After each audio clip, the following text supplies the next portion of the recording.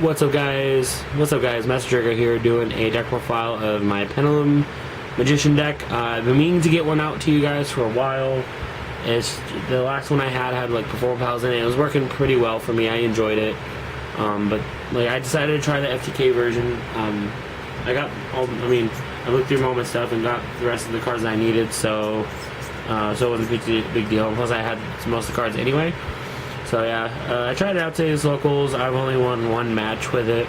It was a 4-round tournament, and I got 4th because what was it? I got the bye last round, and then I won my round 1, which was against Dinosaur, True King Dinosaur. He had in sudden death. Like I thought he had me. I had no hand traps, no side in my hand for going second, so I was like, fuck, dude, I'm screwed. But it ended up working out in my favor.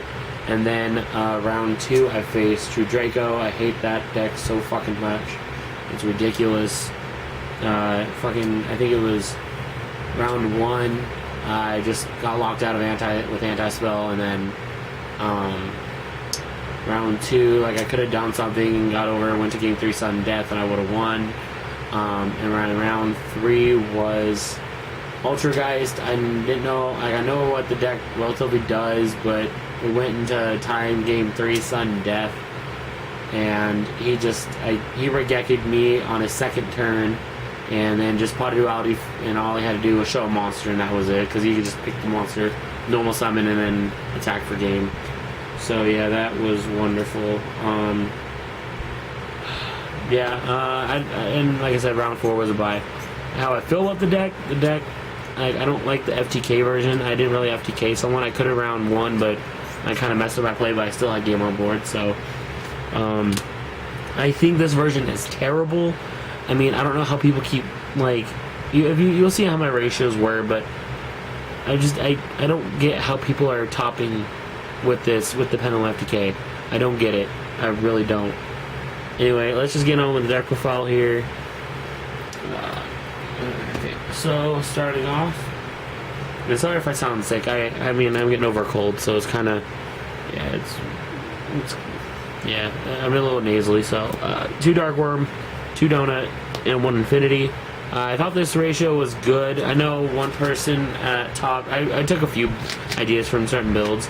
So Chris Avina, I took when he topped Seattle, and I took I kind of mashed them two together, but him and Manav. I looked at his deck profile, but he wasn't running the Infinity.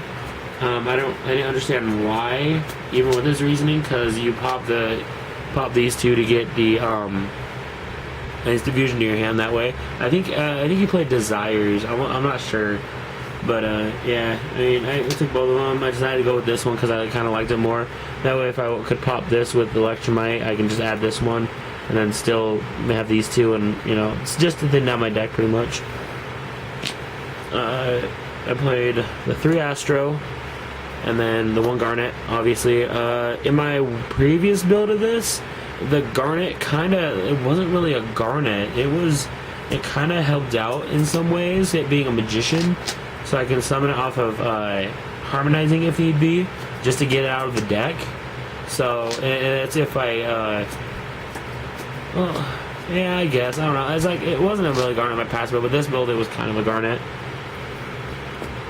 And then I played the Triple Chrono and the Time Star, Time Gazer.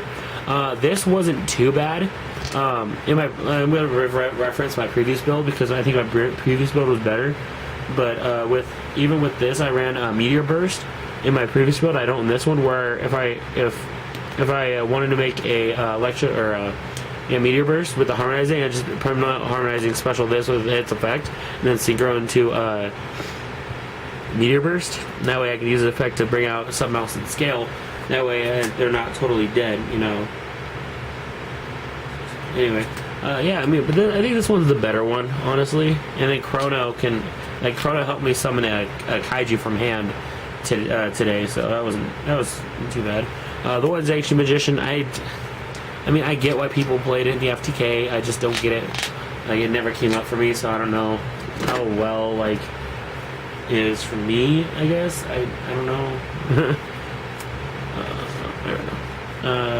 I played Purple Poison.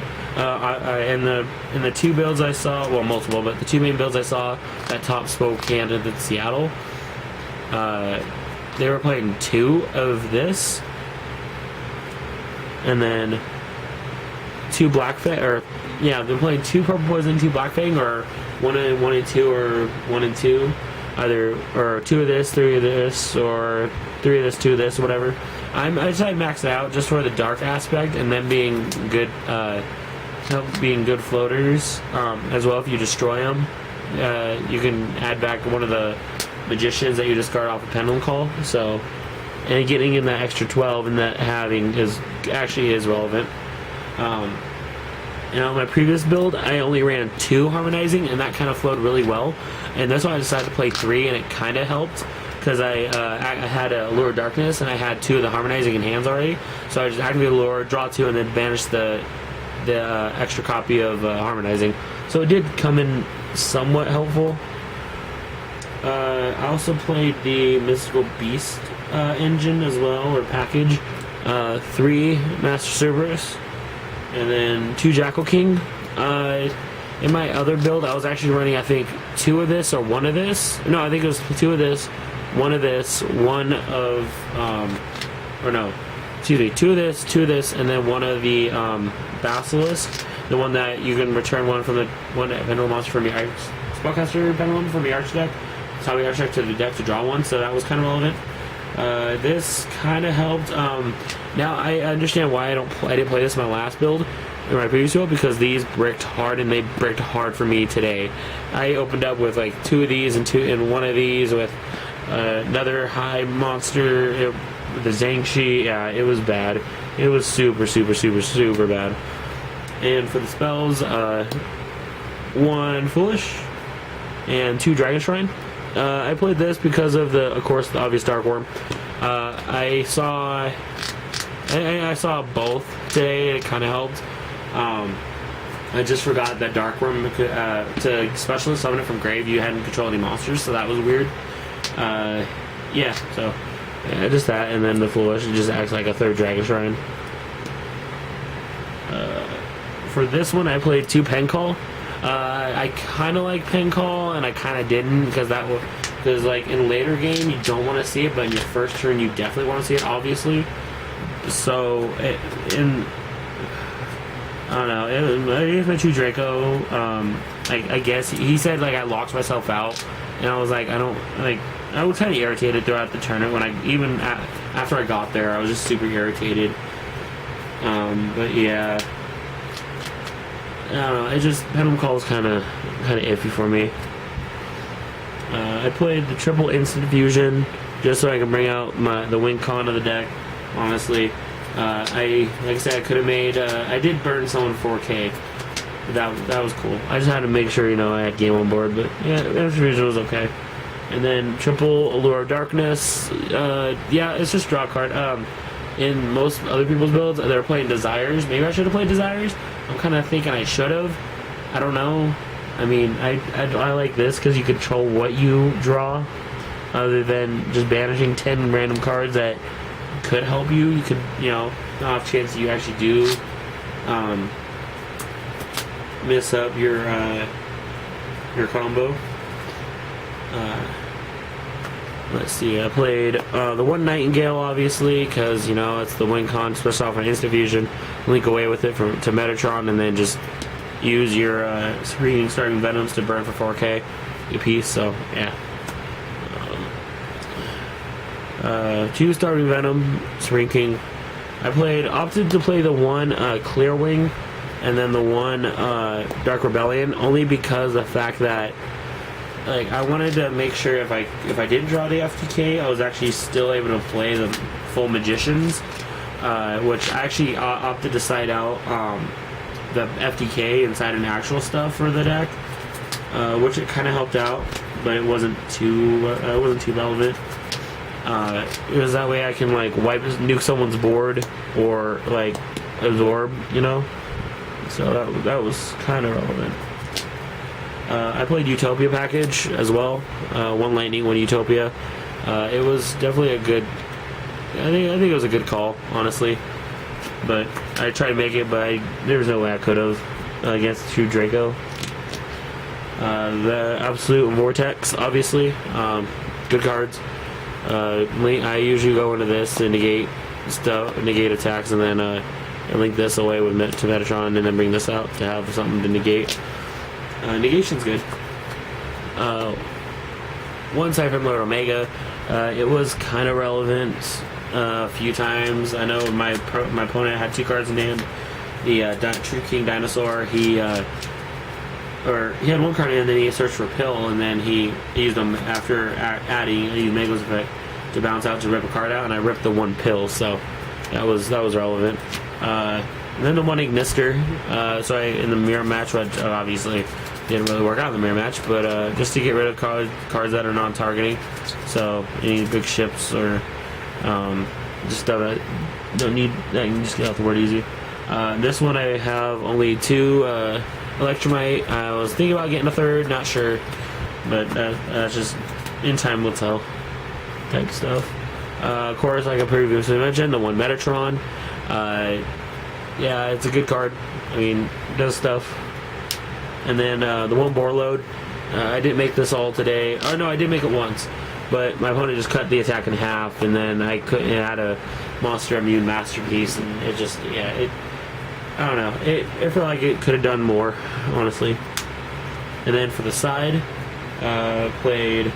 I mean, I'm always gonna play this in the side no matter what. I sided 1 Raw because I did get Raw Spirit Moted once, and it will never happen again. I'll make sure to tribute that shit off and summon Raw. So, yeah. The 1 Doggeran, I just needed a Kaiju. I just put a random Kaiju in there. It was hollow, so might as well. It did help me 1 time. The 3 Sideframe Gear Gamma and the 1 Driver. I was thinking about actually running 2 Driver in the side. I know that's kind of weird, but that way you can still negate 2 things against True Draco.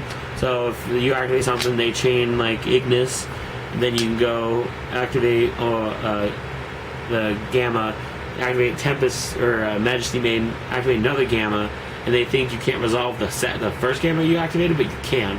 That way you can summon the Gamma and the Driver off the negate the Majesty Maiden, and then you can special summon the other Gear Gamma, the other side frame with the other Driver. That way you have 2 secret plays or link plays or whatever you need. Board wipe, Marigeki. This is good. Another type of floodgate. Swords of Concealing Light. I did see it. It did come in handy against Ultrageist because they couldn't tribute their stuff. So that was kind of fun. I probably wouldn't recommend using it again. I don't know. 2 Wavering Eyes because I just want to do something completely different. Try it out. 3 Called by the Grave. Honestly, I should have main decked these. In all reality, like I knew I should have, I just didn't. And the last card, 1 Red Reboot, because Evenly Matched is a card, and it was my 15th card. I just wanted to put it in here, just to test it out. So yeah, that's the deck, guys. Hope you enjoyed it. Comment, rate, subscribe. And I would like to give a big shout out to Jordan Aker for getting 2nd at the Seattle Regionals this past weekend. He did a great job, bro. I mean, not much else I can say. You did good with your deck. You know, the ins and outs of it. I mean, I agree with you on what you said and some things that we changed. So, yeah, dude, congratulations. And I'll have a link to his channel. He's actually a YouTube channel called Seattle... fuck, I'm sorry, bro. Yeah, Seattle Yu-Gi-Oh! I think it's Seattle Yu-Gi-Oh! Anyway, I'll put a link down in the description below. To link to his channel. Also check out one of my videos he's on. I think he took 6th place at the Spokane Regional last month, a month or 2 ago. So yeah, yeah, definitely shout out to you, bro. Good job, and catch you guys later. Peace.